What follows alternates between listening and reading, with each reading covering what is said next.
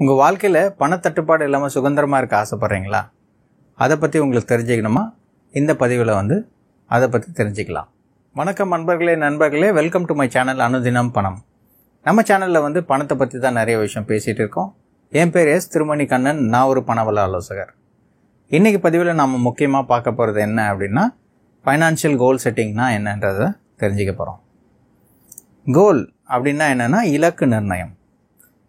இலக்கு நிர்ணயம் பண்ணி நம்ம வாழ்க்கையை நடத்தும் பொழுது நமக்கு ஒரு டைரக்ஷன் கிடைக்கும். நம்ம வாழ்க்கை வாழ்கிறதுக்கான ஒரு அர்த்தம் நம்மளுக்கு கிடைக்கும்.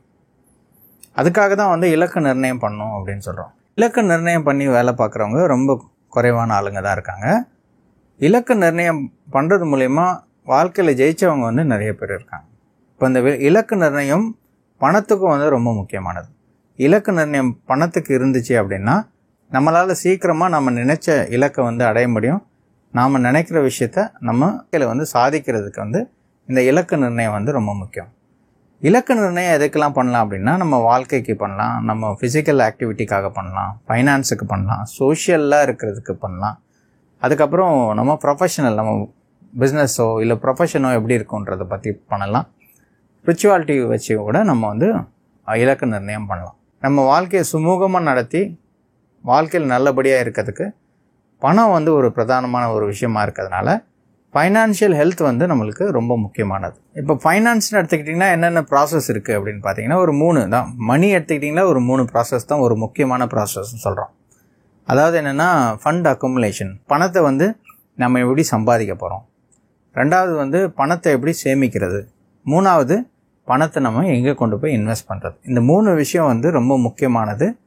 ஒரு ஃபைனான்ஷியல் கோல் செட் பண்ணும் பொழுது இந்த 3 விஷயம் முக்கியமானது. அதே மாதிரி நம்ம ஃபைனான்ஷியல் ஹெல்த்துக்குமே இந்த 3 விஷயம் ரொம்ப முக்கியமான விஷயம். ஃபைனான்ஷியல் கோல்னு சொல்லும்போது 2 வகையானது இருக்குது. அதாவது லாங் டேர்ம் ஃபைனான்ஷியல் கோல், ஷார்ட் டேர்ம் ஃபைனான்ஷியல் கோல். அதாவது ஒரு வருஷத்துக்கு மேலே அடையக்கூடிய ஒரு விஷயத்தை தான் லாங் டேர்ம்னு சொல்லுவாங்க.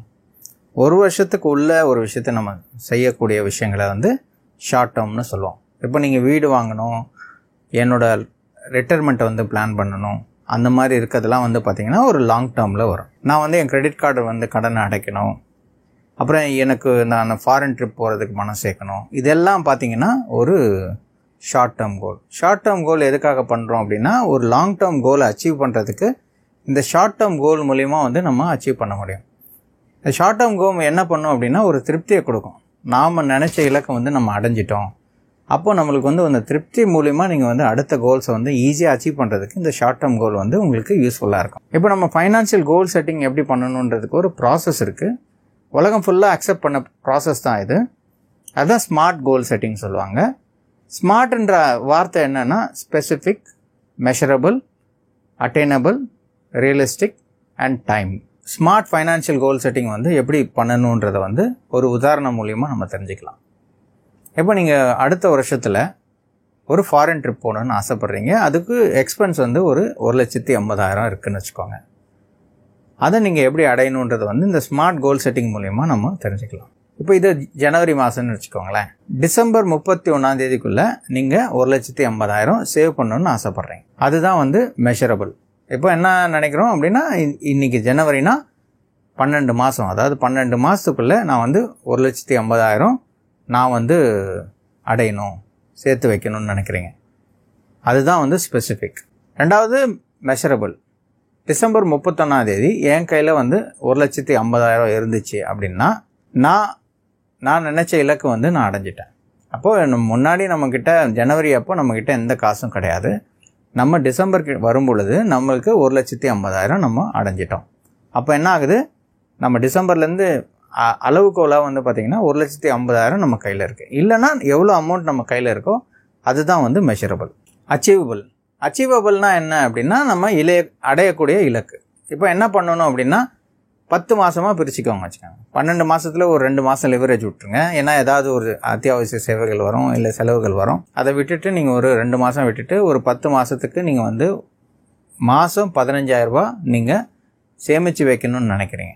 அதுதான் அச்சீவபிள். இப்போ சப்போஸ் உங்களுக்கு 1,50,000 சம்பளம் அப்படின்னா மினிமமாக நீங்கள் 10% சேவ் பண்ணலாம். அந்த 10% தான் 1,50,000 10% தான் 15,000 ரூபா. இப்போ அந்த 15,000 10 மாதம் உங்களால் வந்து சேர்த்து வைக்க முடியும். 15,000 நீங்கள் சேர்த்து வைக்க ஆசைப்பட்றீங்க 10 மாதம். அப்போது இது வந்து அடையக்கூடிய ஒரு இலக்கு தான். அதான் அச்சீவபுளாக இருக்குன்றோம். அதுக்கப்புறம் ரியலிஸ்டிக்காக இருக்கணும்.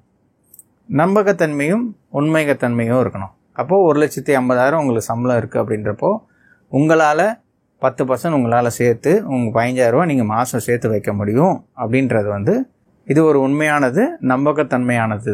அதனால் ரியலிஸ்டிக்காக வந்து உங்களால் இந்த கோலை வந்து நீங்கள் அச்சீவ் பண்ண முடியும். அதுக்கப்புறம் டைம்லின்னு சொல்லும்போது என்ன அப்படின்னா, டிசம்பர் 31 தான் கடைசி நாள். அதில் வந்து உங்களுக்கு 1,50,000 இருந்துச்சு அப்படின்னா நீங்கள் அந்த இலக்கை வந்து நீங்கள் அடைஞ்ச மாதிரி அர்த்தம்.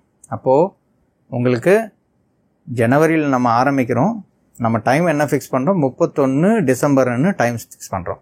அப்போ அந்த 12 மாதம் வந்து உங்களுக்கு 365 நாள் வருது.